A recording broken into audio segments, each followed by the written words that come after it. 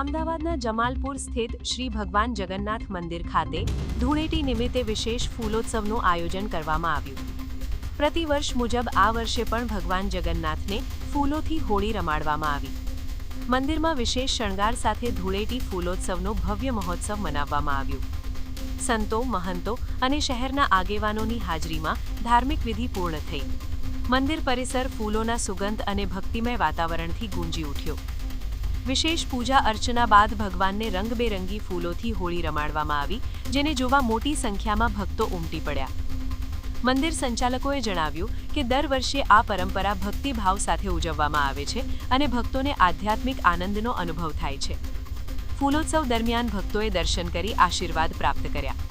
આ પ્રસંગે સુરક્ષા અને વ્યવસ્થાની પણ યોગ્ય કાળજી લેવામાં આવી હતી। પ્રતિવર્ષ મુજબ ધૂળેટીના પાવન અવસર પર ભગવાનને ફૂલોત્સવના હોળી રમાડી અનેક સંતો, મહંતો અને ભક્તોના સાથે આજ મંદિર પરિસરમાં